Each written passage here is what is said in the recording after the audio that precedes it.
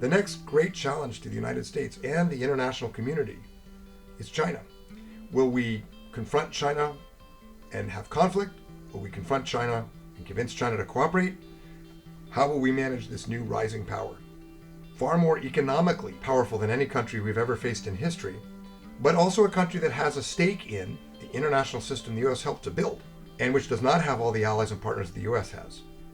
Part of the answer to how we deal with this challenge is finding out what the American people think, finding out what key thought leaders, the American farmer, labor, business leaders, university presidents, national security experts, and what our key allies and partners, the Japanese, the British, the Koreans and Australians, the French and Germans, what do they think?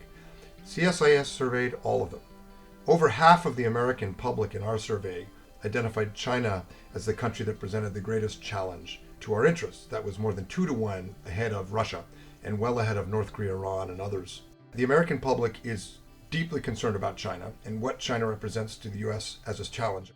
Where American thought leaders across different sectors of the economy, where Europeans and Asian allies and partners, and where the American public generally agree we should not cut China off. Only 20% favor decoupling, but we do have to do more, and we have to do it together to prevent China from coming into and damaging our 5G markets.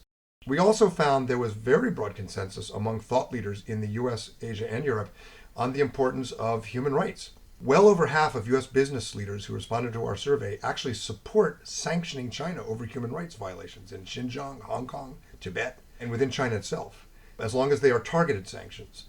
We found a very strong level of support in the US for defending our allies.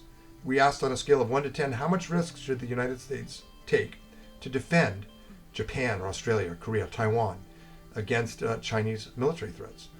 The mean response in these surveys was 8 or 9. So very strong support for sticking by our allies. One of the most surprising results was how strong U.S. public and thought leader support is for defending Taiwan. Because unlike Japan or Korea or Australia, Taiwan is not a treaty ally formally. And what was quite striking to us was how much the American public and thought leaders think that Taiwan deserves defense and help resisting Chinese pressure as much as our treaty allies, as much as Japan or Korea or Australia, or at least pretty close to that. That was a surprise, and it shows you that if the U.S. government decides it wants to be more forward-leaning on offering support for Taiwan, it will find support, and not just among national security experts, but among human rights experts and even business leaders. People get it. They know that we are in serious strategic competition with China. They consider China the number one threat by far to our interests.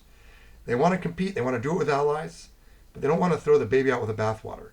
Whether it's academic exchange, climate change work, global health, or working on North Korea, not all easy, not always on the same page with China, but the American people and thought leaders and our allies and partners want to see a mix of competition and cooperation. And this survey, I think, pointed to the contours of what that should look like.